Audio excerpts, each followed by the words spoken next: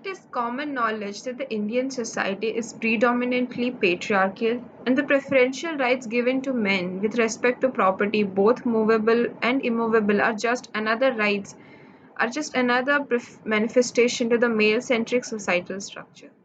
Giving women the right to inherit, own, use, and dispose of property is a fairly recent phenomenon. Hello, this is Snigdha Mahapatra, and this video deals specifically with the right to property of Hindu women, the absolute lack of such rights, or the presence of only limited rights regarding property, where women are concerned, is common across religions. The current position of a Hindu woman's right to property is backed by an interesting story of a broad spectrum of both customary and formal laws. In the Vedic era, women were treated at par with men economically. Wives had equal rights over their husband's property.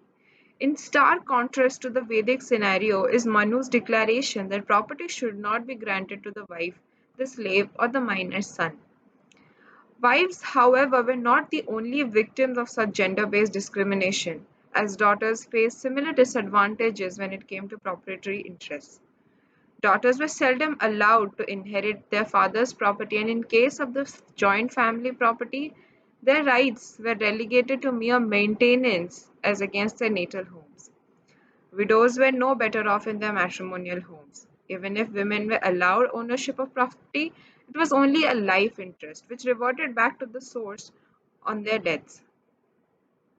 Prior to 1937, there were no codified laws to deal specifically with the Hindu women's rights to property. Where disputes arose, they were settled in accordance with the customary practices. In 1937, the Hindu Women's Right to Property Act was passed after much voicing of discontent over the unsatisfactory condition of women's rights. In the prevalent socio legal atmosphere of that time, this act came as a breath of fresh air for supporters of female empowerment. However, it was by no means enough to achieve the lofty target of gender equality. Under the said act, a widow was entitled to a limited interest over the property of her husband, what was to be termed as widow's estate. The ameliorative effects of this legislation was further diluted in 1938 when it was amended to exclude a widow's interest in any agricultural land. The Hindu Women's Right to Property Act was abolished in 1956 by the introduction of the Hindu Succession Act. The Hindu Succession Act was a progressive act that brought about many reforms, the most important being the granting of absolute rights to women over the property that they held. The benefits of the act were twofold as held by the Supreme Court in an attempt to put all controversy at rest.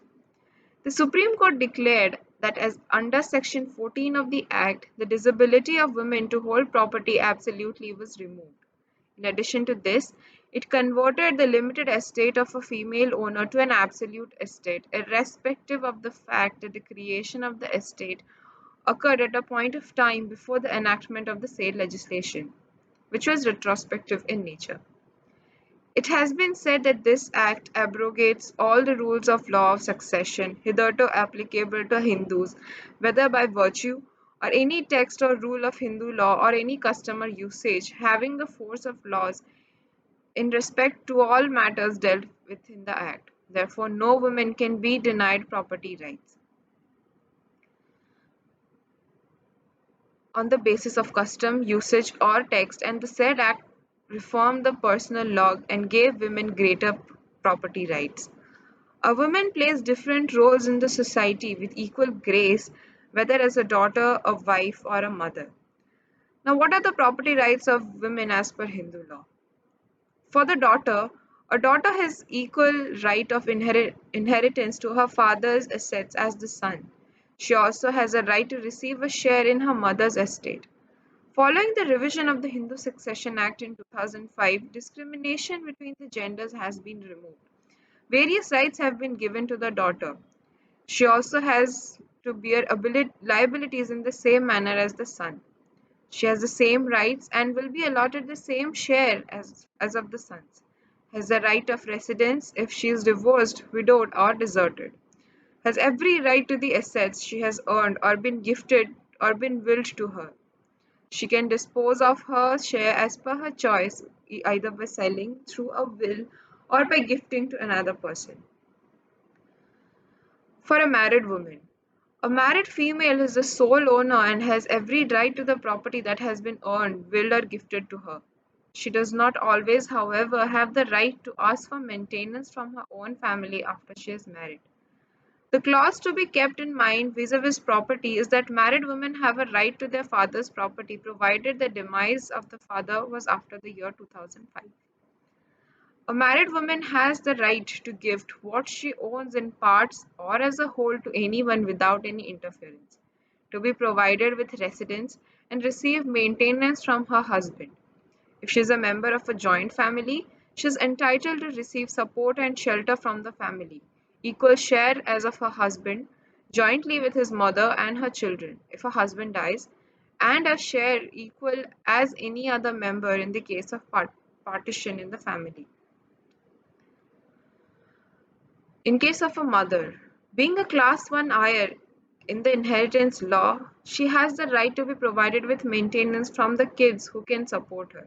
If she dies without leaving a will, her assets will be divided equally among her children irrespective of their gender. She also has the right to dispose of her share of the real estate as per her wishes. A widow mother is entitled to equal share as of her son in the case of a joint family.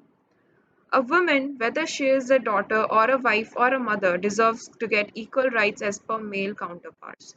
She should be treated with same respect and love as anyone else. Most of the women in India give up their careers and spend their life as homemakers. Thus, it is not only necessary but a responsibility to make sure that they do not suffer financially, physically, or emotionally in any case of tragedy. It is essential to safeguard property rights of women to secure their life. Thank you very much, and I'll see you in another video.